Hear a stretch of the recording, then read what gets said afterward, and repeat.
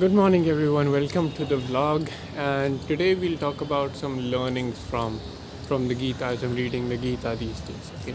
So one of the most important learnings of the Gita is that when you're performing your action, then you should be performing it to the best of your ability, and then not expect any result from it. Okay. When you start expecting a result from your action, that is when your action becomes impure. Okay. So pure action is that you just focus on doing your work with the best of your ability, give your all to it, but then expect nothing in return. Okay, that is the purest form of work that you can do, because you are here to serve people, and when you're doing your work, you're serving others. So you should not expect anything in return from the work that you're doing. Uh, Now this can't be held at logic level, that you're saying that okay, I'm not going to expect anything in return, then you are not going to sustain yourself. Like, you need something to sustain yourself. So it's not that when the results come, you say, no, I don't want the results. You take the results, of course. If someone is rewarding you for the work that you have done, that's good. But the point is that when you're doing your work at that moment, the result should not be in your mind.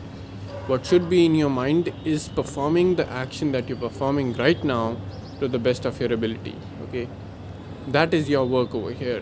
Just to do the work to the best of your ability and not care about the results, because the results are not really in your hands.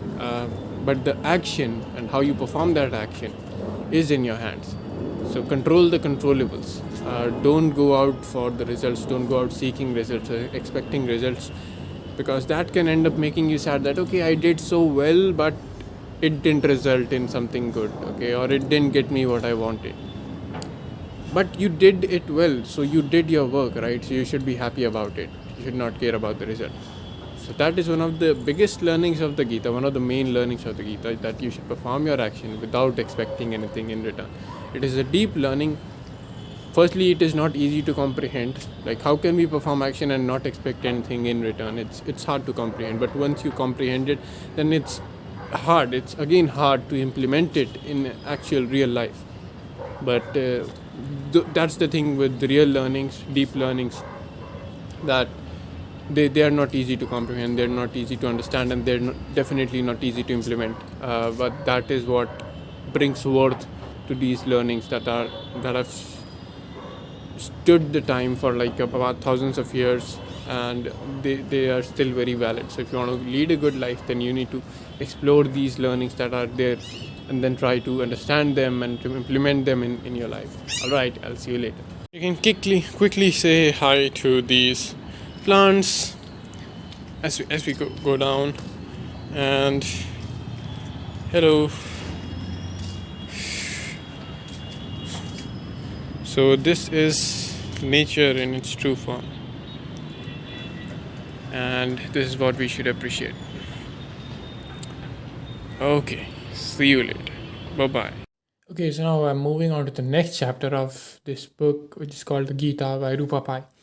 I'm moving to the next chapter, and let's read together on yoga, the yoga of wisdom and knowledge, Jnana Vijnana Yoga, in which Krishna reveals that he is everywhere, and that means everywhere. Arjuna did not move across the sacred field of Kurukshetra. The uneasy murmurs that had been rippling through the ranks of both armies grew louder, more intense. The questions running through the minds of the soldiers on either side were the same. What in heaven's name was happening on the chariot over which the flag of the monkey god fluttered so proud and strong? Why was the mighty Gandiva a gift from the gods to the greatest archer in the world, not at Arjuna's shoulder, where it belonged? What conversation could be so important that it needed to be conducted moments before what threatened to be history's bloodiest war began? And when would it end? Among the commanders on each side, however, the mood was entirely contrary. On the Pandava side, the commanders looked more than a little worried. Their champion Arjuna would never let them down, but this pathetic creature hunched over on the floor of the chariot, his body language screaming hopelessness, was not even a shadow of the fearless, straight backed warrior they knew and trusted. On the Kaurava side, Duryodhana and his favorite brother Dushasana were were allowing themselves tiny smiles of triumph. It was too soon to start celebrating, of course.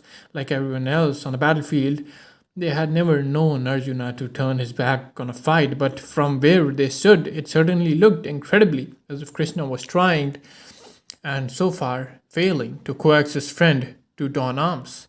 Maybe, just maybe, their arch nemesis had chickened out of the sight of the splendor of the Kuru army cracked under the pressure. Like vultures sensing an imminent defeat, they shuffled their feet and waited.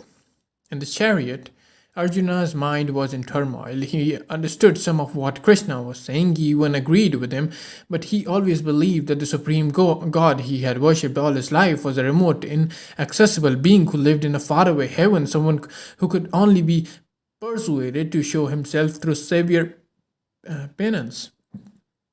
Now, here was his best friend, his mother's brother's son, whom he had known so well for so many years, insisting that he was the Lord himself. How was such a thing possible? And if he had read his mind, Krishna began to speak once more. Note this, Partha, said Krishna. Very few men strive for perfection. Very few try to really understand me and my true nature. Most are just happy to stumble along from day to day, following orders, doing things as they have always been, not even trying to rise above the rut or think differently or wonder about things. Of this handful of people who try, only one maybe really knows me. Therefore, let me enlighten you, let me explain to you my true nature to erase your doubts.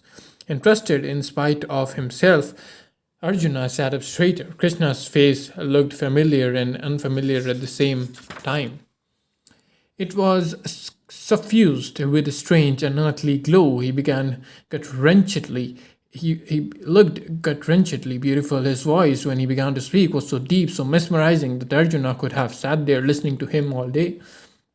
I am earth and water, fire and ether, intoned Krishna, and the very air that trembles around you. I am the power of your mind and the depth of your understanding. I am who you think you are. I am the beginning and the end, the genesis and the delusion. All beings take birth in me, and to me they return after death. I am the sense of the waters, Kontia, the heady fragrance of the giving earth. I am sunshine and moonlight and the blaze of roaring fire. I am the seed of all life. I am the life sleeping inside every seed. I am the wisdom of the wise, the strength of the strong, the splendor of the splendid, the breath of your breath. I am everything that the man who is free of desire. I am everything that the man who is free of desire desires. There is nothing higher. O Dhananjaya, there is nothing else. All the worlds, those that you live in, those that you see around you, and everything else in between rest upon me like pearls of a string. Amazing. Great, so that was the vlog for today. A very nice reading of the Bhagavad Gita. One chapter of that reading with you was a great experience in which Krishna describes to Arjuna that who is he, and in a very splendid way. Great, so that's a great way to end the day, although I still have some work left. This has been a really hectic day.